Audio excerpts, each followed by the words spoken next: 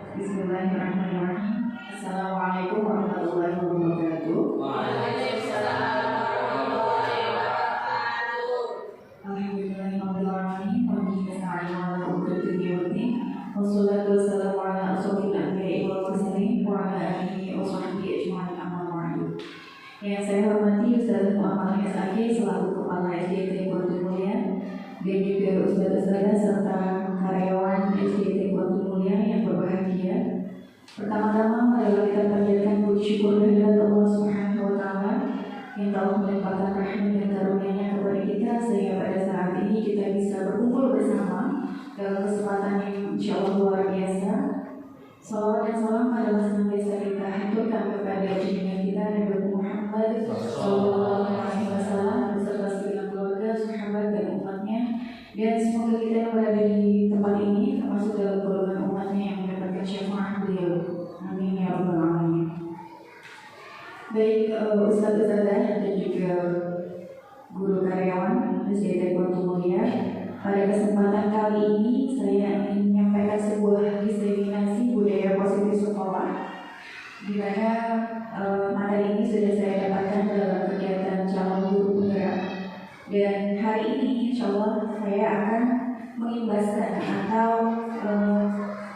istilahnya menyebarluaskan informasi kepada ustaz-ustazah dan juga bapak ibu semuanya terkait dengan budaya positif yang ada di sekolah kita. Sehat ya bapak ibu ustazah? Alhamdulillah.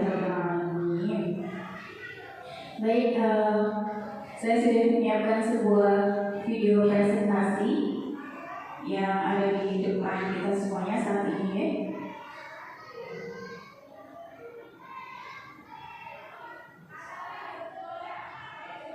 Suaranya terdengar?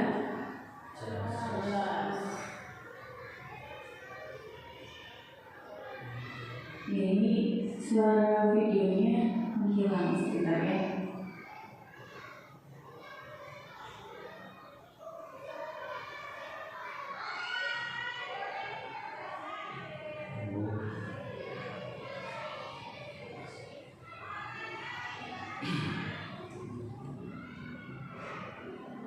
Tidak ada ya suaranya ya.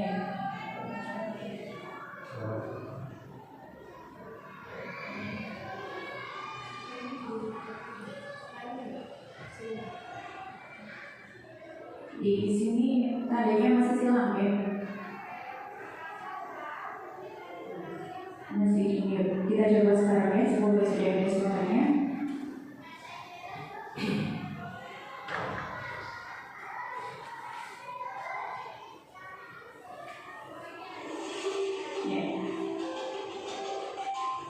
Oke, saya mengikuti guru penggerak angkatan 11 Kabupaten Cilacap ya, pada saat ini sudah berjalan dari bulan Juli kemarin ya Bapak Ibu, dan kali ini kita akan belajar tentang diseminasi budaya positif seperti itu. Jadi ada beberapa yang ingin saya sampaikan tentang konsep inti budaya positif. Yang pertama adalah perubahan paradigma belajar, yang kedua disiplin positif, kemudian yang ketiga nilai-nilai kebajikan, yang keempat kebutuhan dasar manusia, yang kelima motivasi perilaku manusia, kemudian yang keenam ada posisi kontrol guru, kemudian selanjutnya adalah keyakinan kelas, dan yang terakhir tentang segitiga restitusi.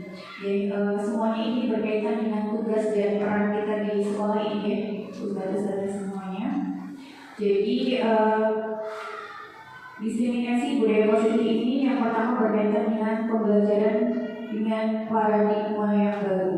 Jadi paradigma atau pemahaman yang baru adalah pembelajaran dengan paradigma baru merupakan pembelajaran yang dirancang berdasarkan pembelajaran berdiferensiasi, sehingga peserta didik belajar sesuai kebutuhannya dengan memperhatikan tahap perkembangan menurut Ki Hajar Dewantara untuk mewujudkan profil pelajar Pancasila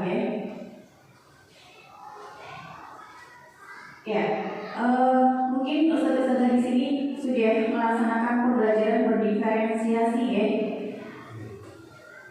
Ada yang sudah praktik mungkin, terutama untuk yang guru-guru kelas maupun guru mapel.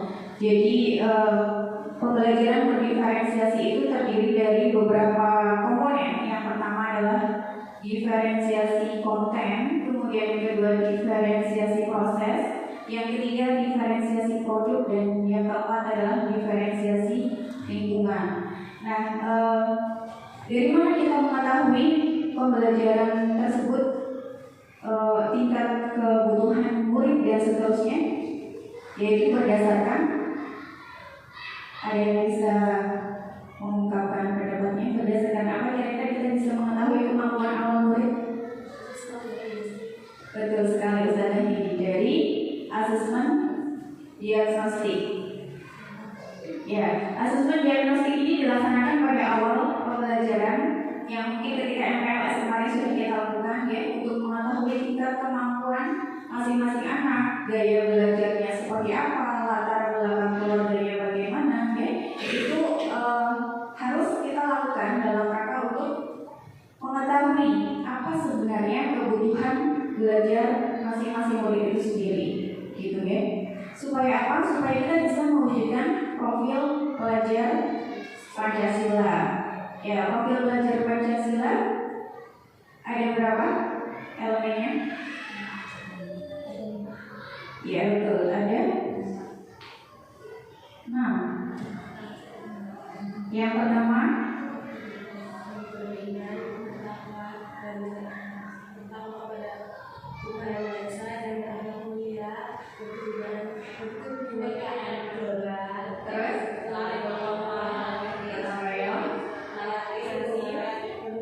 kreatif dan bernalarkritis. Ya betul sekali. Masih ingat tepuknya? Masih dong ya. Sekarang kita tepuk dulu ya supaya semangat ya.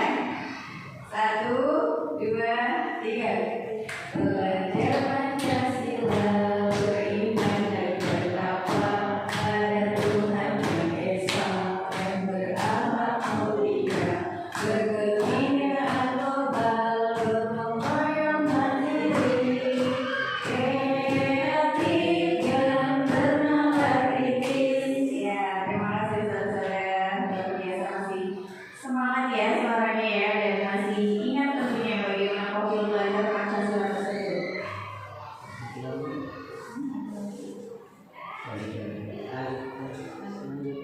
Oke, kita lanjutkan. Ini tanpa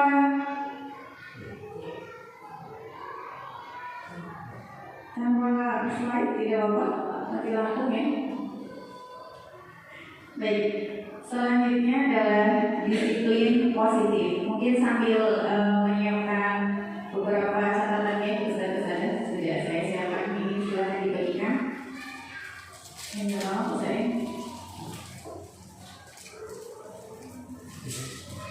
Ya, sambil disimak ya, Ustazah. Yang pertama, disiplin positif itu pengertiannya adalah berasal dari kata disiplinan yang artinya belajar. Disiplin yang dimaksud adalah disiplin diri yang memiliki motivasi internal berupa kesadaran dalam diri murid. Disiplin diri mempelajari bagaimana cara kita mengontrol diri dan bagaimana menguasai diri untuk memilih tindakan yang mengacu pada nilai-nilai yang kita hargai agar tercapai tujuan mulia yang diinginkan. Kemudian yang selanjutnya, seseorang yang memiliki disiplin diri berarti mereka bisa bertanggung jawab terhadap apa yang dilakukannya karena mereka mendasarkan tindakan mereka pada nilai-nilai kebajikan universal. Kebajikan universal itu merupakan kebaikan, nilai-nilai kebaikan yang diakui secara umum, seperti itu ya. Kemudian selanjutnya sebagai pendidik, tujuan kita adalah menciptakan anak-anak yang memiliki disiplin diri sehingga mereka bisa berperilaku dengan mengacu pada nilai-nilai kebajikan universal dan memiliki motivasi intrinsik, artinya motivasi yang berasal dari dalam diri anak itu sendiri, bukan motivasi ekstrinsik atau motivasi yang berasal dari luar diri anak. Ya, kemudian selanjutnya adalah nilai-nilai kebajikan. Ya, nilai-nilai kebajikan merupakan nilai yang disepakati secara bersama-sama oleh seluruh manusia secara umum gitu ya. Terlepas dari suku bangsanya apa, kemudian agamanya apa, bahasanya apa, dan latar belakangnya bagaimana. Secara naluri kita semua mengakui bahwa itu adalah nilai yang baik seperti itu. Kemudian contoh nilai kebajikan institusi atau organisasi. Di sini saya akan menyebutkan 3 contoh kebijakan institusi atau organisasi yang secara umum disepakati. Yang pertama berkaitan dengan profil pelajar Pancasila. Ini tentunya ada di sekolah ya, karena sekarang itu menjadi salah satu poin dalam kurikulum merdeka yang harus diwujudkan dalam diri anak. Yang pertama tadi beriman bertakwa kepada Tuhan Yang Maha Esa. Kemudian yang kedua berakhlak mulia. Yang ketiga mandiri. Yang keempat bernalar kritis. Kemudian yang kelima berkebinekaan global. Yang keenam bergotong royong. Saya salah menyebutkan ya? Oh iya, beriman bertakwa kepada Tuhan Yang Maha Esa dan keakhlakan mulia ini jadi satu poin nomor 1 ya, Bapak Ibu. Ya, beriman bertakwa kepada Tuhan Yang Maha Esa dan keakhlakan mulia. Kemudian selanjutnya adalah mandiri, terus bernalar kritis. Selanjutnya berkebinekaan global, bergotong royong dan kreatif.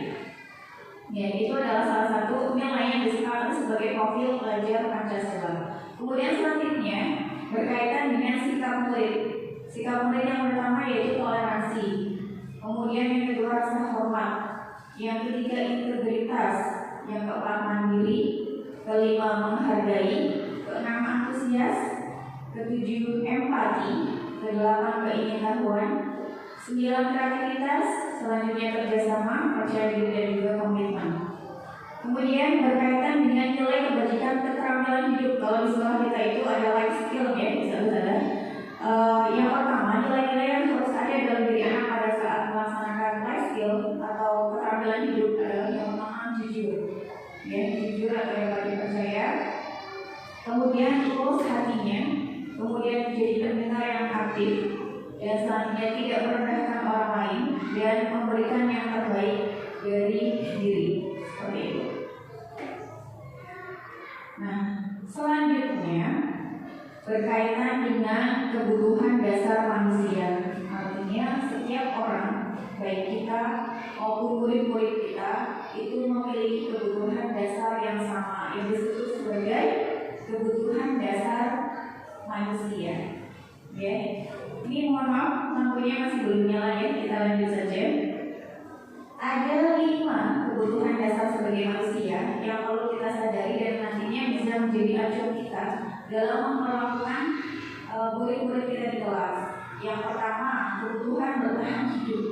Cara bertahan hidup kira-kira bagaimana Ustazah? Makan, ya betul. Terus? Bu?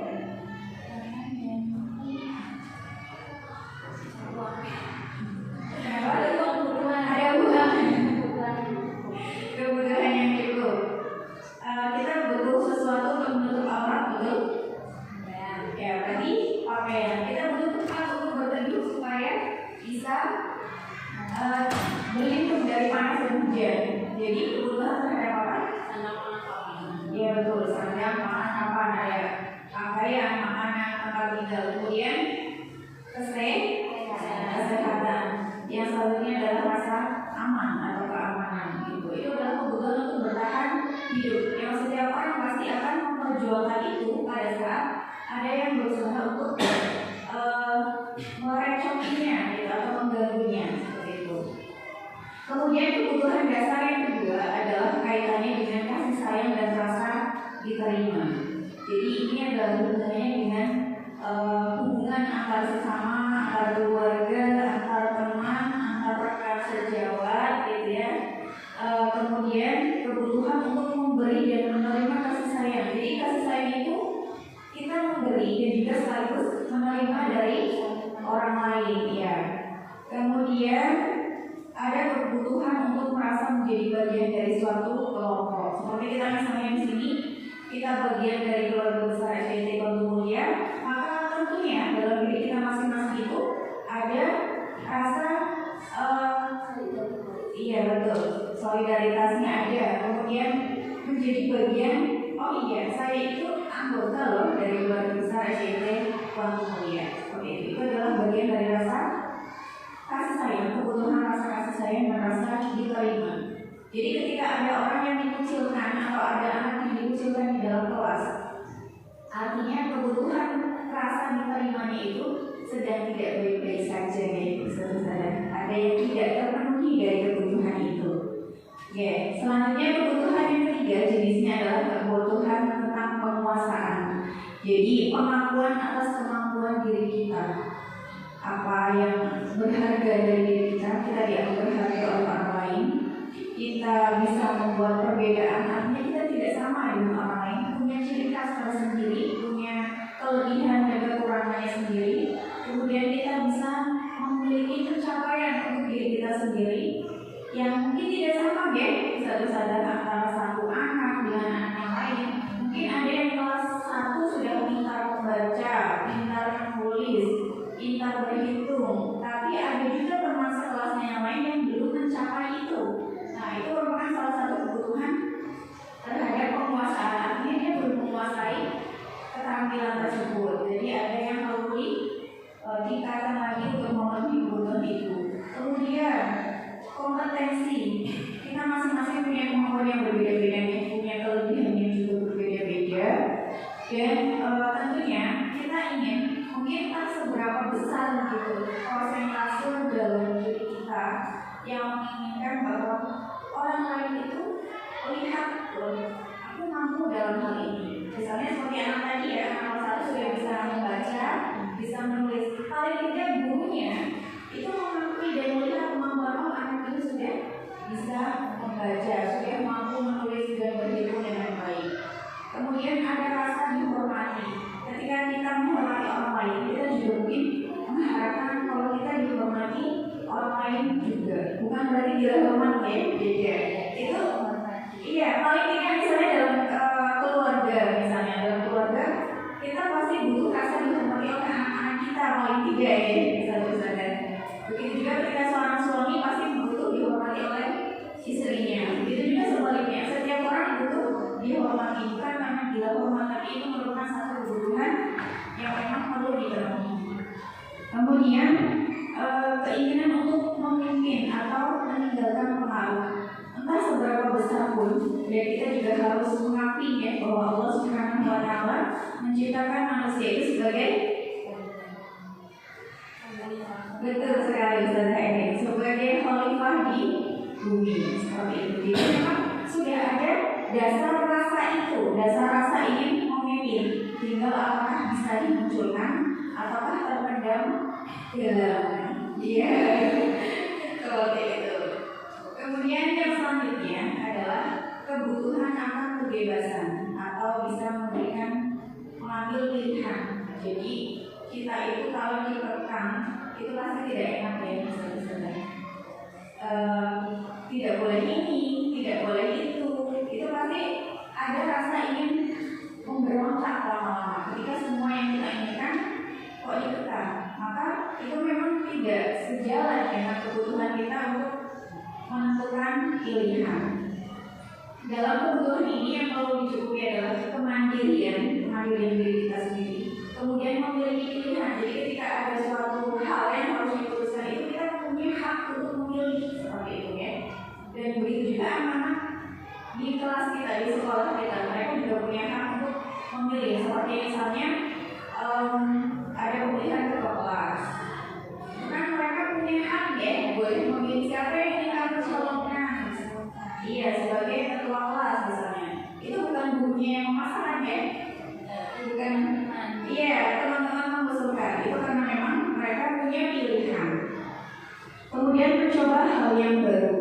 Ini pasti besar-besar sudah sangat paham ya, ketika anak-anak melihat sesuatu yang baru belum dijelaskan pun mereka sudah berusaha untuk istilahnya mengotak-atik, kemudian mencoba-coba yang mungkin dalam perjalanannya bisa melakukan kekeliruan karena sedang mencoba hal yang baru. Nah itu nanti merupakan, kita harus sadar bahwa itu merupakan kebutuhan mereka untuk mencoba hal yang baru. Kemudian yang selanjutnya adalah mampu mengendalikan arah hidupnya. Jadi punya kebebasan untuk memilih dia mungkin nanti cita-cita jadi apa, ketika besar dia apakah sesuai antara keinginannya dengan keinginan orang tuanya dan seterusnya. Itu ketika hal ini tidak terpenuhi, kebutuhan akan kebebasan ini tidak terpenuhi, itu nantinya dia akan ada kemungkinan suatu saat dia memberontak. Kenapa nggak boleh begini? Kenapa nggak boleh begitu? Kenapa harus begini? Kenapa harus begitu? Ya, artinya pada saat kondisi itu terjadi, ada kebutuhan dalam dirinya yang mungkin terusik seperti itu. Makanya timbul pemberontakan. Nah, kemudian kebutuhan dasar manusia yang kelima adalah kebutuhan untuk merasa senang atau kesenangan. Jadi dia itu melakukan sesuatu tindakan, kita melakukan tindakan hanya semata-mata biar kita senang, untuk happy aja, ya, untuk bermain-main aja, atau sekedar ingin tertawa-tawa saja. Dan ini mungkin sering kita lihat ya di dalam diri anak-anak didik kita ya, yang usil sama temannya, ketika melihat temannya menangis kemudian dia tertawa, atau mungkin ketika dia mengganggu temannya yang lain. Alhamdulillah ya, sudah nyala.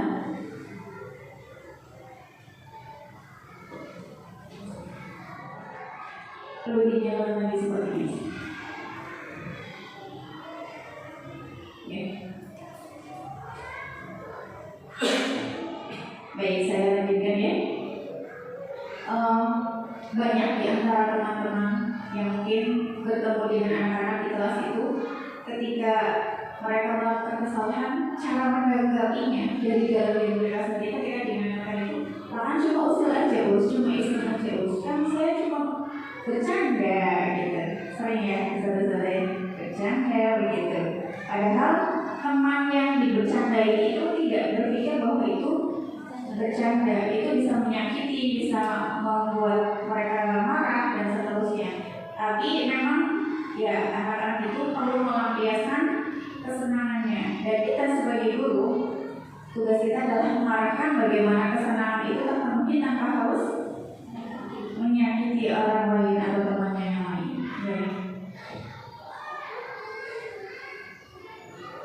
Ya, yang selanjutnya, poin yang selanjutnya adalah motivasi perilaku manusia.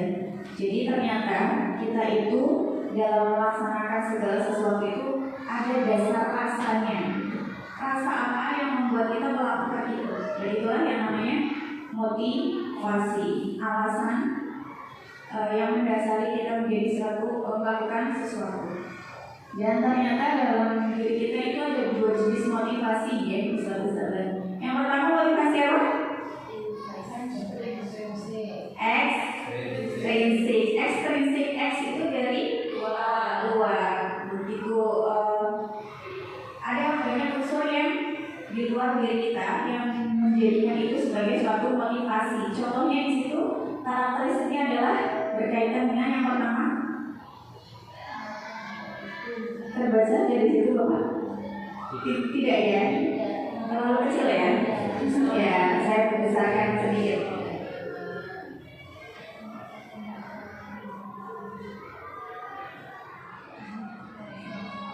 Sudah sedikit terbaca? Sudah lumayan ya?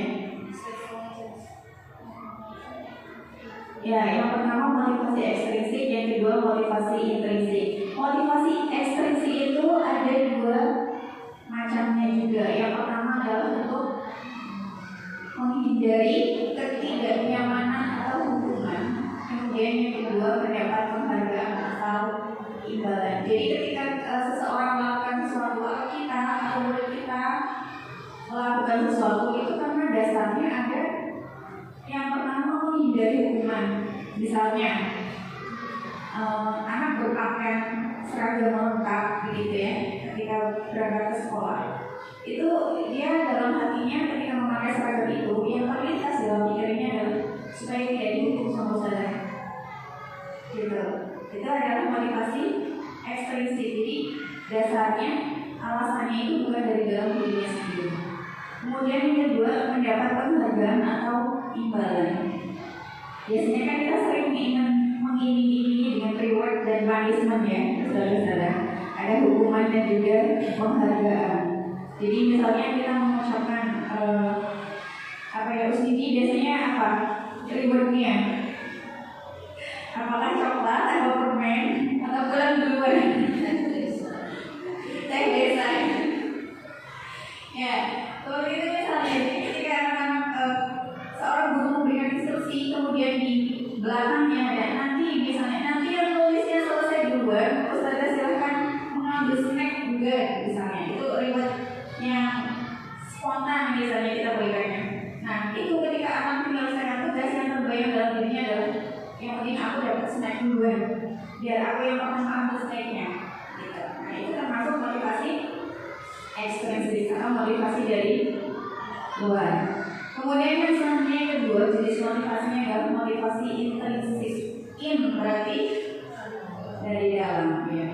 Untuk menjadi orang yang mereka inginkan dan menghargai diri sendiri dan nilai-nilai yang mereka percaya. Kira-kira ada bedanya nggak Pak, Bu?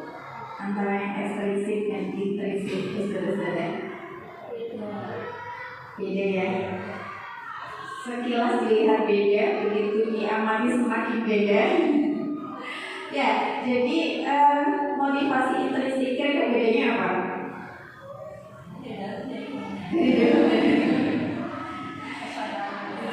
Yang betul,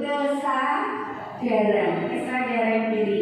Jadi yang motivasi ekstrinsik itu dia belum tertanam dalam dirinya suatu kesadaran bahwa aku memang perlu untuk melakukan ini gitu. Tapi yang masih jadi tujuan utamanya adalah supaya aku tidak dihukum atau supaya aku dapat hadiah.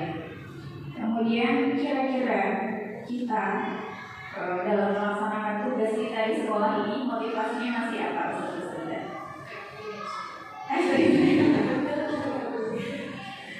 Ya, misalnya Ibu Semalam sudah menyiapkan peraturan berangkat maksimal jam 7.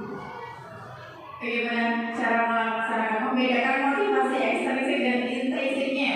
Kalau semalam nanti yang misalnya 1 bulan penuh ini nggak pernah terlambat, nanti ada amplopnya misalnya. Kemudian hukumannya, ya misalnya terlambat lebih dari 3 kali, nanti potong gaji misalnya. Nah, itu mungkin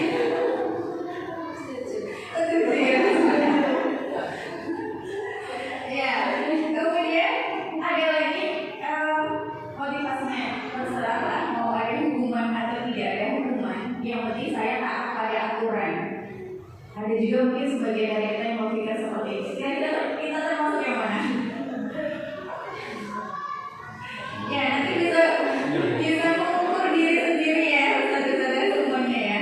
Kira-kira saya masih termasuk yang motivasinya ekstrinsik ataukah yang intrinsik seperti itu? Baik, kita lanjutkan. Nah, ini poin yang agak penting ya, saudara-saudara sekalian. Jadi kita mengenal yang namanya posisi kontrol guru. Jadi ternyata kita punya posisi, punya peran, punya sudut pandang yang berbeda-beda pada saat kita berhubungan dengan anak atau berinteraksi dengan anak ya.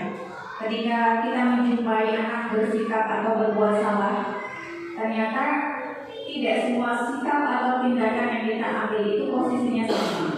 Jadi yang pertama ada posisi sebagai penghukum, yang kedua sebagai pembuat rasa bersalah, yang ketiga sebagai teman, yang keempat sebagai pemantau, dan yang kelima sebagai manajer. Okay. Jadi seperti ini kira-kira ya.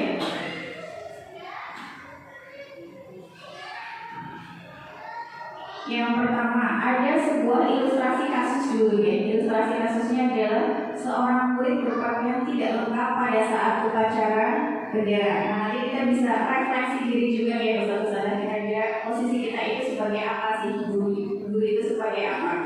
Ya, ada satu anak yang pada hari Senin itu tidak memakai seragam lengkap. Padahal aturannya sudah sangat jelas bahwa ketika ada upacara, atribut harus dipakai secara lengkap. Mulai dari topi, dasi, sabuk, kaos kaki, sepatu, semuanya dipakai. Tapi pada hari itu kebetulan ada satu anak atau mungkin beberapa anak yang tidak berpakaian lengkap. Nah, ini ilustrasinya pada saat kita menyelesaikan permasalahan tersebut. Yang pertama, posisi kontrol kita sebagai seorang penghukum.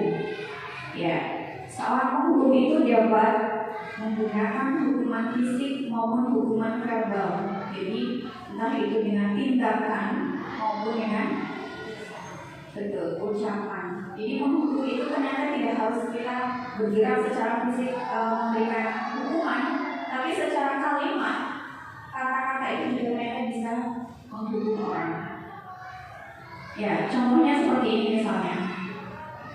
Silakan kamu lari keliling lapangan 10 kali. Kan kamu tidak pakai seragam lengkap. Seperti itu. Itu termasuk memberikan hukuman. Tidak ada relevansinya, tidak ada kaitannya hubungan antara keliling lapangan dengan memakai atribut sekolah. Itu tidak ada hubungannya ternyata Ustaz-Ustaz.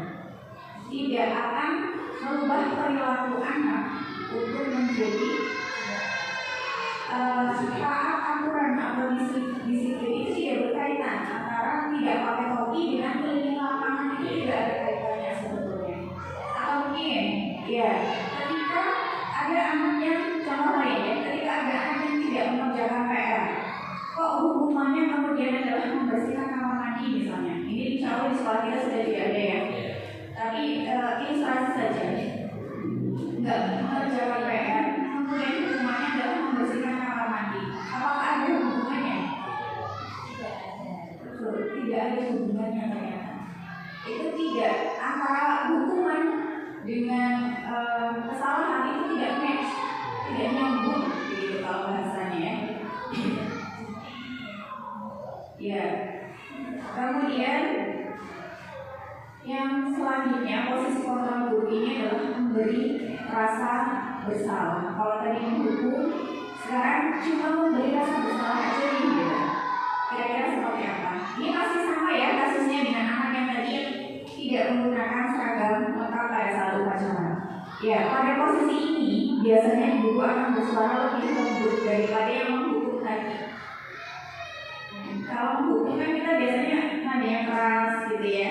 Kemudian ekspresinya juga memasang muka sangar dan seterusnya gitu. Nah, ketika memberi rasa bersalah ini lebih satu tingkat di bawahnya, emosinya tidak setinggi pada saat kita menghukum gitu. Yaitu biasanya suaranya lebih rendah daripada yang menghukum, kemudian menggunakan keinginan yang membuat sesuatu jadi tidak nyaman. Intinya ingin bagaimana caranya supaya anak itu merasa bersalah gitu. Ini misalnya kalimatnya dari kasus tadi ya, kalimatnya seperti ini. Ustazah kecewa banget sama kamu karena nggak pakai seragam nih misalnya. Padahal kan sudah dikasih tahu aturannya seperti ini, tapi masih dilanggar. Ustazah itu kecewa sama aku. Berapa kali harus Ustazah ingatkan? Gitu. Terus anak jadi merasa iya. Ustazah marah nih, gitu misalnya. Iya, jadi dia kemudian merasa bersalah. Dan selanjutnya posisi kontrol yang ketiga adalah pemantau. Teman dulu ya, teman. Posisinya sebagai teman.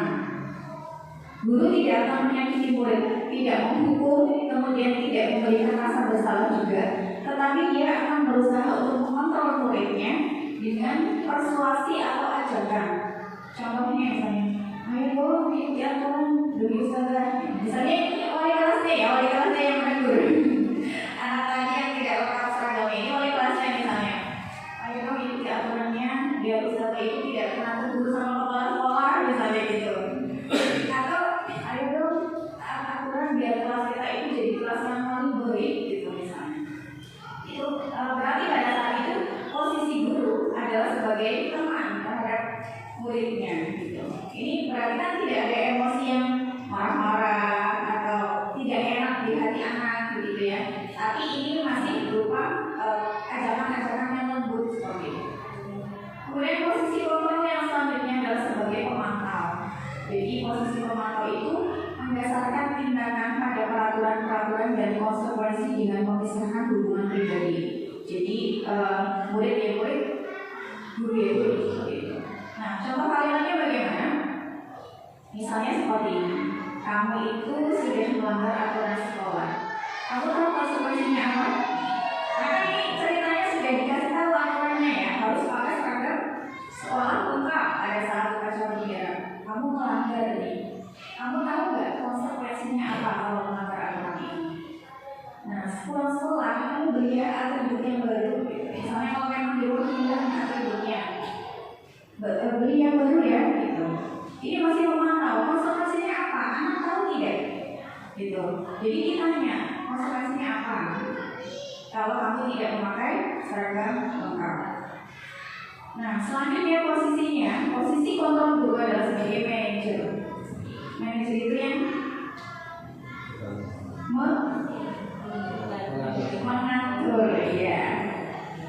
Jadi di sini posisinya itu sebagai mentor yang dimana guru berbuat bersama dengan murid, mengajak murid untuk mempertanggungjawabkan perilakunya. Kemudian kita juga memberikan dukungan kepada murid untuk menemukan solusi atas permasalahan yang tadi dihadapinya. Dengan cara apa? Dengan cara mengingatkan kembali keyakinan kelas atau keyakinan sekolah yang sudah dibuat bersama-sama. Caranya bagaimana? Tanyakan, apa keyakinan sekolah kita? Misalnya tadi berkaitan dengan seragam, berarti kan keyakinan sekolahnya adalah berseragam lengkap saat upacara bendera. Kemudian ditanyakan lagi, jadi tidak selesai di situ saja, tapi diberi pertanyaan lanjutan. Bagaimana kamu akan memperbaiki kesalahan ini? Jadi anak itu harus tahu dia mau ngapain dengan kesalahan ini. Seperti itu.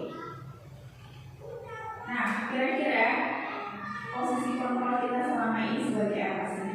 Yang lebih mendominasi diri kita, ya, lebih. Mungkin sesekali kita sebagai penghukum, mungkin sesekali kita sebagai pemantau, sebagai manajer dan sebagainya. Tapi yang paling sering mendominasi dalam diri kita itu sebagai apa sih? Silahkan dituliskan di sticky note yang sudah saya bagikan. Kira-kira untuk merefleksikan diri ustadz-ustadz semuanya, yang lebih sering ustadz-ustadz kerjakan posisi kontrolnya itu sebagai apa? Lalu saya share kembali yang posisi kontrol semuanya. Saya sebelumnya ya, nah seperti ini.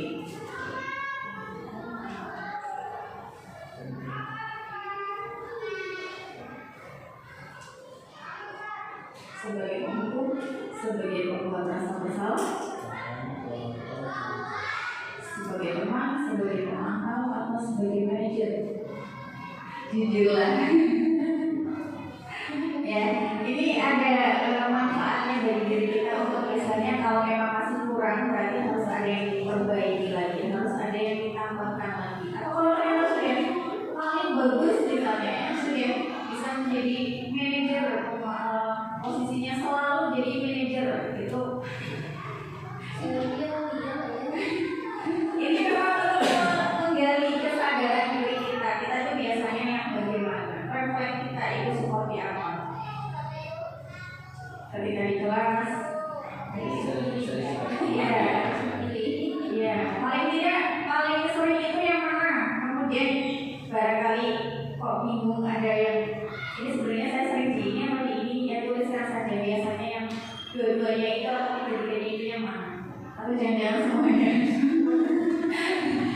Tergantung di hatinya ya.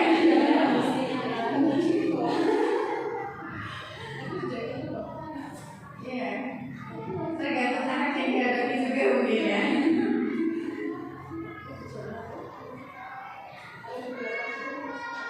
Kalau dibiarkan saja itu antara tidak peduli atau tidak mau terlibat masalah. Ya, yang sudah selesai menuliskan boleh ditempelkan di papan sebelah sana ya, saudara. Ya, silakan.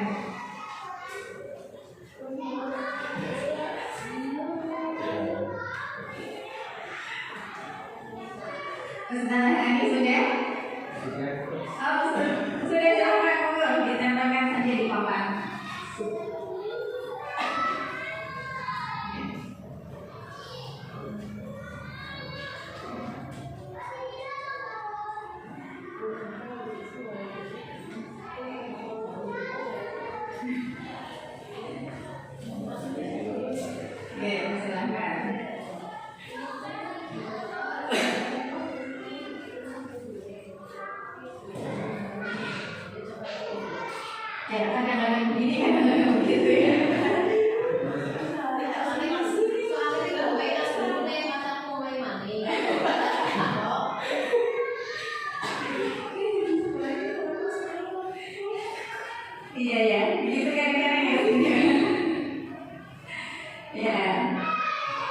nggak tega juga gitu ya.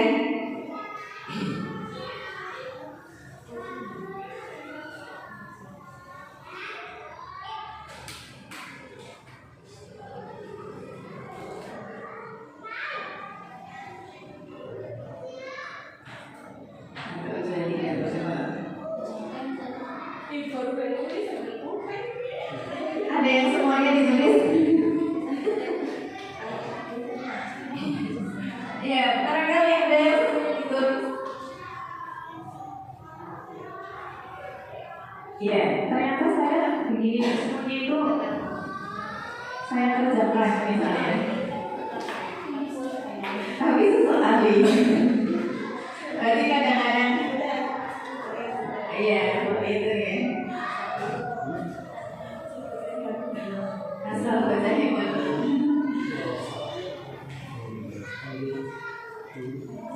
Ini tidak ada namanya kan ya?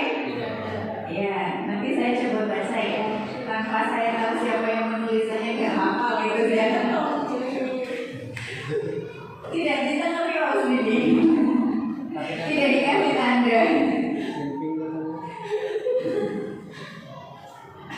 Apa ada yang ingin mengakui dirinya sendiri? Disuruh mengakui. Baik, saya bacakan saja ya. Ada yang belum? Lalu saya bantu menempelkan.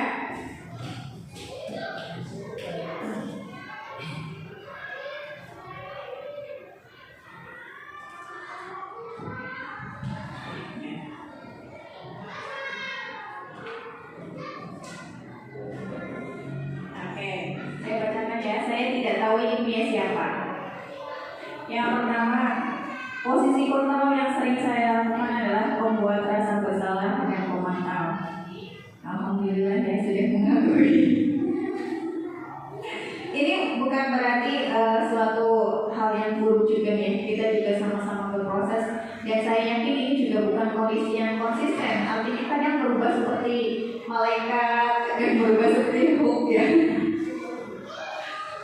Ya, kemudian yang selanjutnya posisi kontrol guru yang sering saya lakukan, membuat rasa bersalah dan teman.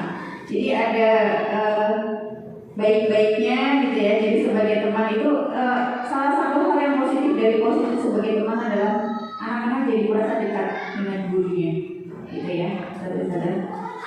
Kemudian saya lebih sering menjadi teman saat bersama anak-anak, masya Allah, tabarakallah. Jadi ini biasanya disukai oleh anak-anak. Kemudian ada yang pemantau, kemudian posisi kontrol, penghukum dan pembuat rasa bersalah. Ini sepertinya perlu ini ya, mulai hari ini gitu ya, saudara-saudara ya. Perlu ditingkatkan sedikit posisi kontrolnya gitu ya. Selanjutnya ada juga yang sama, menghukum dan membuat rasa bersalah. Kemudian selanjutnya posisi kontrol, membuat rasa bersalah dan sebagai teman ya. Selanjutnya penghukum, membuat rasa bersalah dan juga teman ya. Terus penghukum dan membuat rasa bersalah, penghukum, manajer dan membuat rasa bersalah ya. Jadi ini ya jawaban dari saudara-saudara sekalian ya. Sudah tahu posisi kontrol dirinya sebagai guru itu seperti apa ya. Ternyata dari posisi kontrol ini ada yang ingin dikeluarkan selain ini ya, saudara-saudara. Jadi ada misalnya pada saat anak itu melakukan misalnya kalau kurikulum sekarang, kurikulum merdeka itu ada tawaran solusi lain dari posisi kontrol guru ini supaya bisa istilahnya menghasilkan solusi yang tumbuh dari motivasi intrinsik, bukan motivasi ekstrinsik. Ini beberapa posisi kontrol ini memang kaitannya dengan motivasi. Nah, ini tadi sudah dijawab. Baik. Ketika kita sudah memiliki kesadaran tentang posisi kontrol dan sudah bisa mungkin punya gambaran ke depan, kita akan memperbaiki sikap yang mana atau istilahnya mengurangi sikap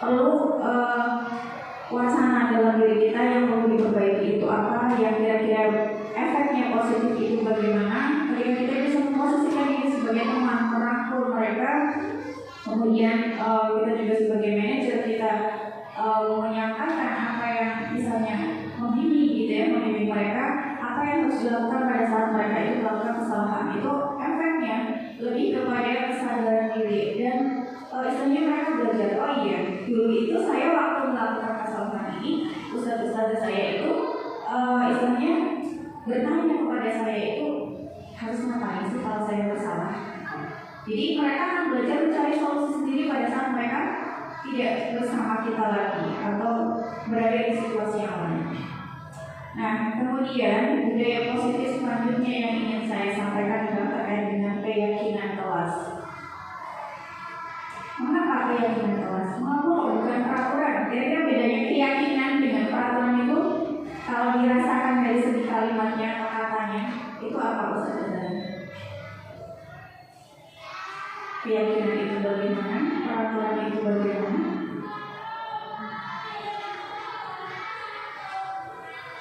Ada yang bisa memberikan pendapatnya. Tidak ada yang salah dan tidak ada yang betul ya. Kita semua bebas berpendapat. Kalau misalnya memang sudah ada link, oh di sini keyakinan kelas itu ini. Kemudian peraturan kelas itu seperti ini.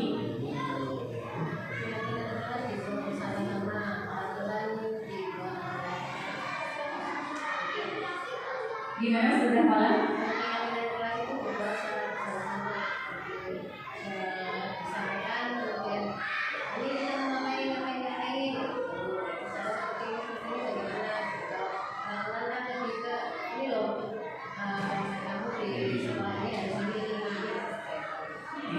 Luar biasa sekali jawabannya Ustazah, boleh kita berikan apresiasi.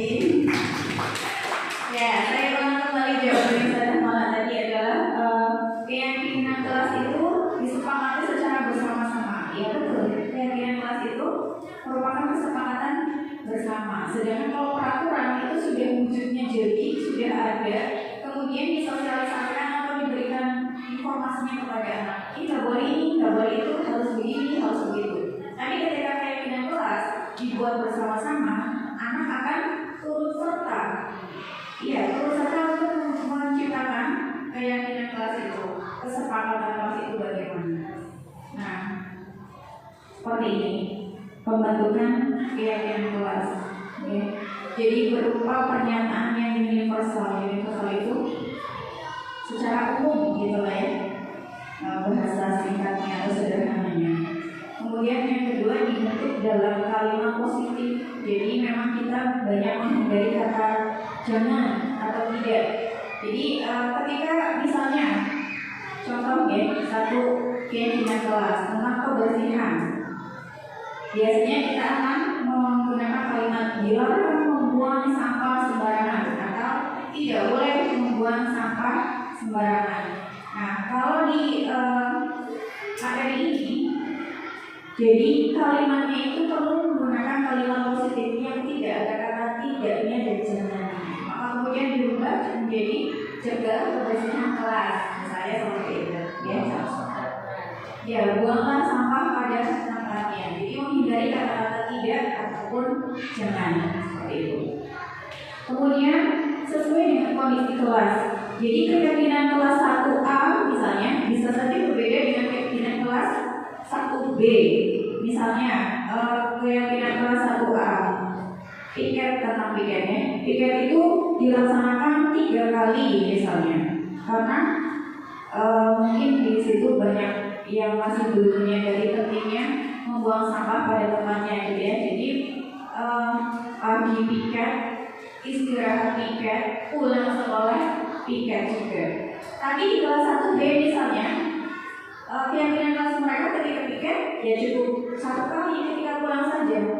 Itu sesuai dengan kondisinya, karena ternyata di kelas 1B itu anak-anaknya sudah sadar tentang pentingnya membuang sampah di tempat sampah. Tidak perlu harus dipiketi 3 kali, kelasnya kondisinya masih bersih misalnya seperti itu. Jadi itu sesuai dengan kondisi kelas masing-masing.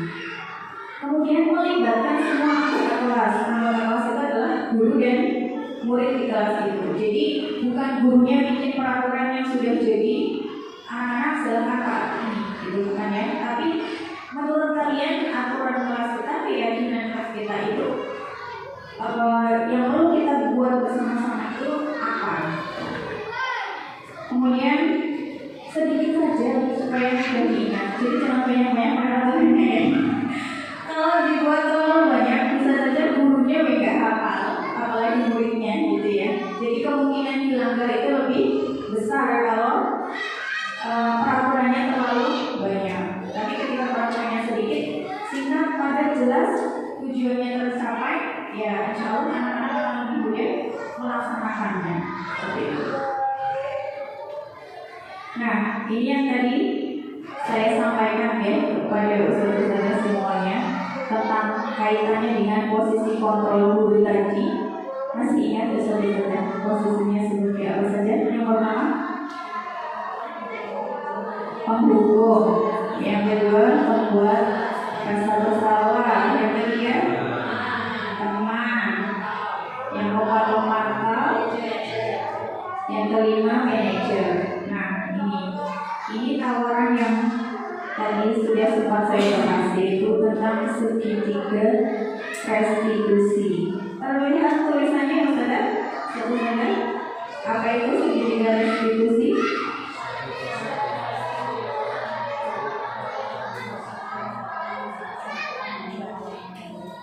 Ya, Ustazah Erin, saya minta tolong dipakai mic-nya.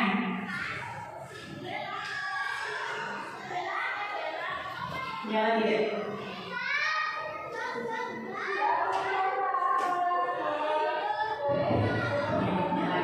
Apa itu segitiga restitusi?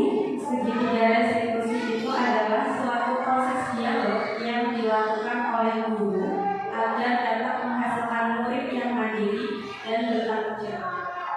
Ya, suatu proses dialog. Jadi ngobrol, dialog, gitu ya. Berbicara dari hati ke hati terhadap anak-anak pada saat dia melakukan suatu kesalahan. Supaya apa?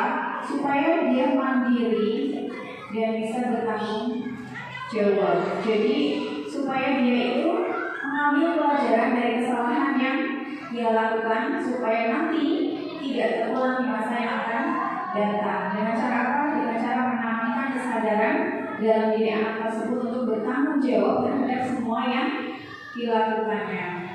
Nah, segitiga restitusi ini ada langkah-langkahnya ya, ustaz-ustazah. Mungkin di situ tulisannya terlalu kecil ya. Saya lanjutkan ke slide berikutnya. Ya, yang pertama saya bacakan langkahnya dulu. Yang pertama adalah menstabilkan identitas. Kemudian yang kedua, memvalidasi tindakan yang salah. Dan kemudian yang ketiga, menanyakan keyakinan. Jadi ini langkahnya itu berurutan ya, 1, 2, 3 itu ada urutannya, timingnya seperti itu. Jadi yang pertama, menstabilkan identitas. Berbuat kesalahan adalah bagian dari proses pembelajaran. Ya, siapapun bisa berbuat salah, termasuk kita, guru-gurunya, apalagi muridnya yang memang jelas-jelas masih dalam proses belajar. Nah, contoh kalimatnya dalam langkah menstabilkan identitas ini adalah misalnya berbuat salah itu wajar kan, gitu ya. Kemudian atau setiap orang itu pernah loh melakukan kesalahan, Ustazah juga pernah. Itu adalah langkah dalam menstabilkan identitas, mengakui bahwa tindakan salahnya itu merupakan bagian dari proses belajar, seperti itu. Yang selanjutnya adalah memvalidasi tindakan salah. Setiap anak ataupun setiap dari kita yang melakukan kesalahan itu biasanya dalam rangka memenuhi kebutuhan dasar yang ada dalam diri kita.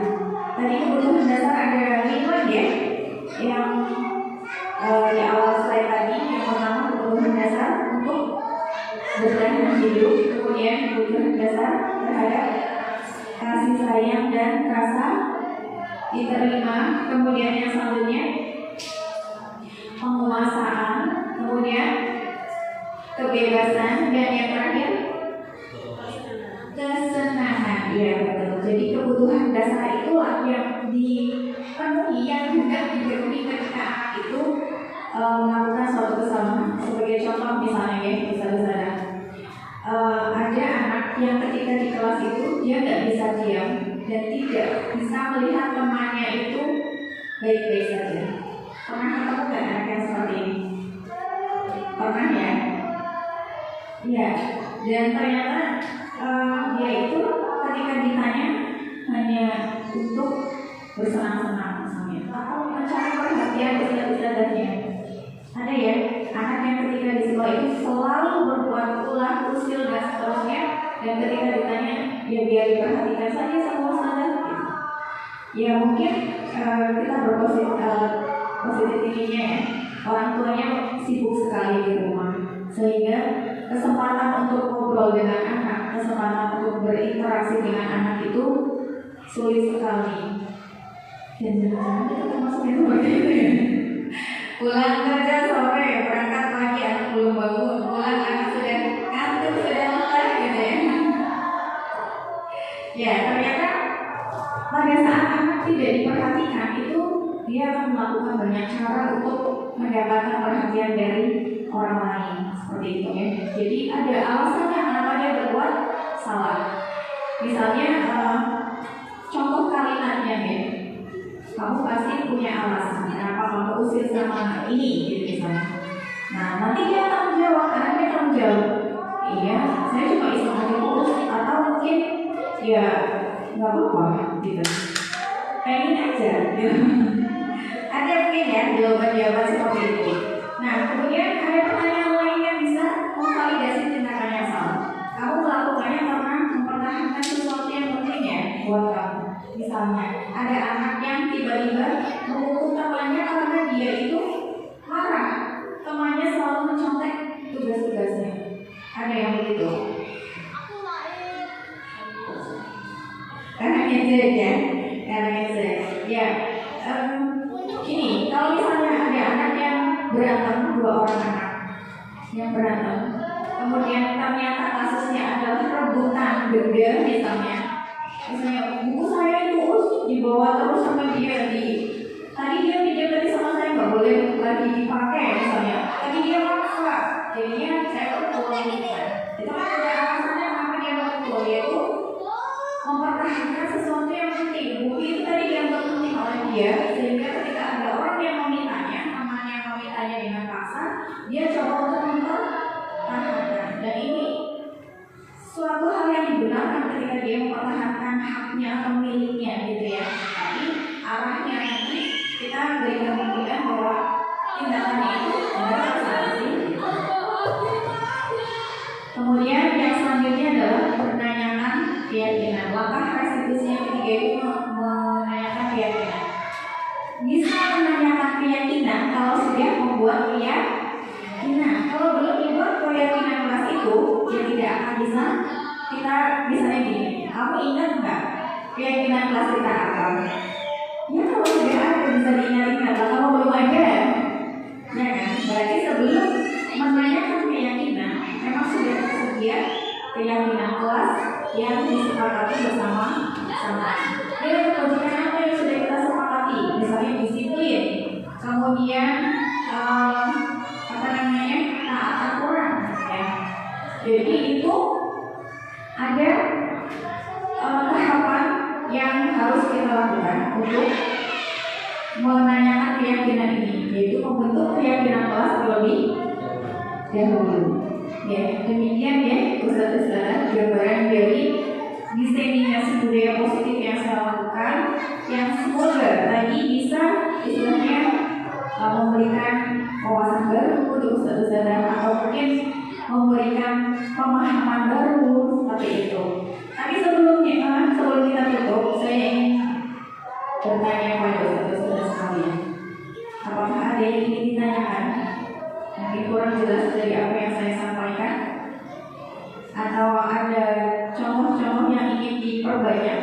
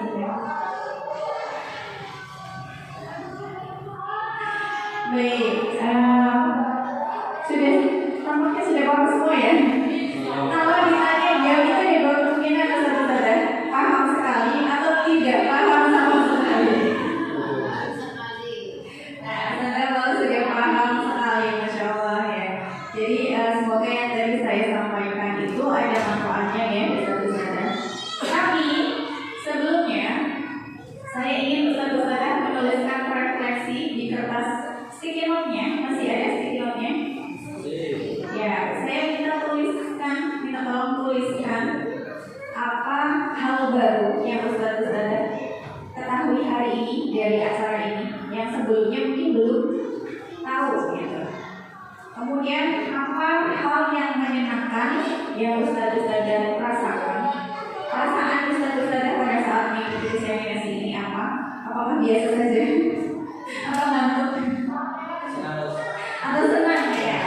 Silahkan dituliskan di sticky note yang sudah disiapkan ya. Apa perlu ada slide yang saya ulang kembali? Yang mana Ustazah mana? Kontrol, posisi kontrol dulu, baik. Silahkan tuliskan hal yang baru sebagai pemahaman baru Ustaz-Ustazah, kemudian perasaan Ustaz-Ustazah pada saat mengikuti kegiatan hari ini.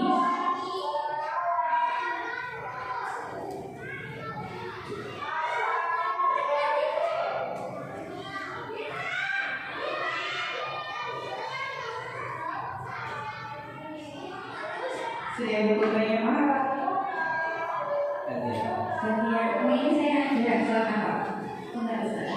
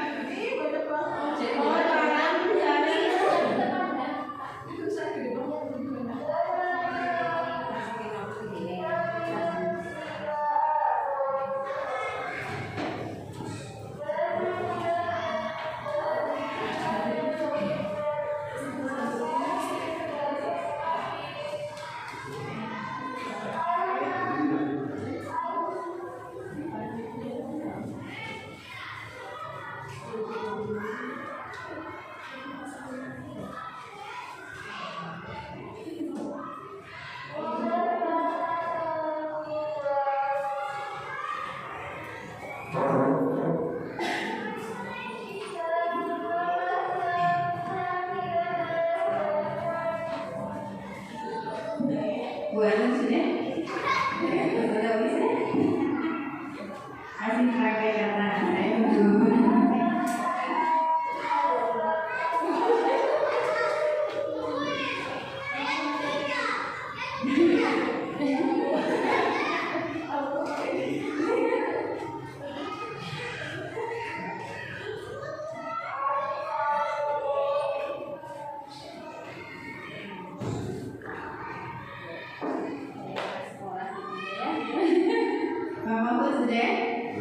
Belum ya. Ini 3 lembar ya.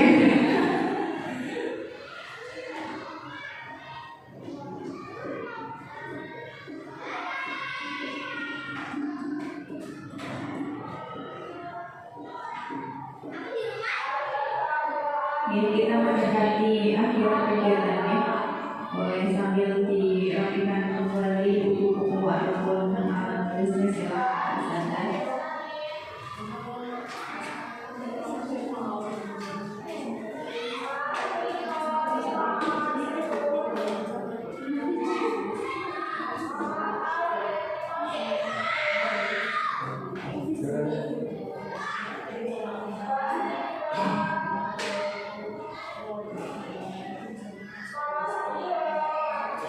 Ini ada namanya ya?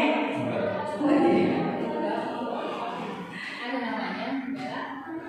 Yang ada namanya tidak apa-apa, tidak juga tidak apa-apa. Semoga masuk. Bisa saya. Hafal ya tulisannya.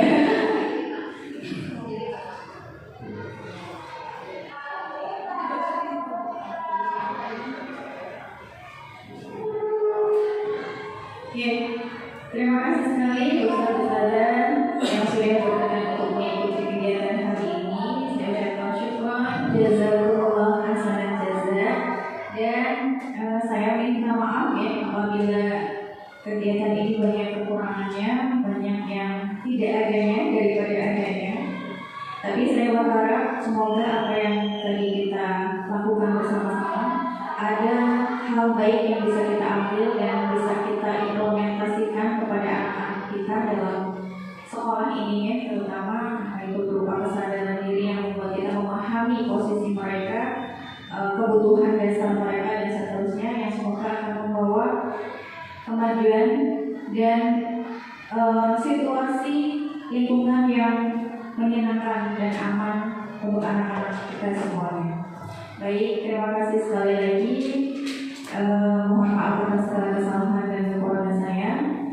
Marilah kita akhiri acara ini dengan bacaan hamdalah dan kafaratul majelis. Alhamdulillahirabbil alamin. Subhanallahumma wa bihamdika asyhadu an la ilaha illa anta astaghfiruka wa atubu ilaik. Wassalamualaikum warahmatullahi wabarakatuh.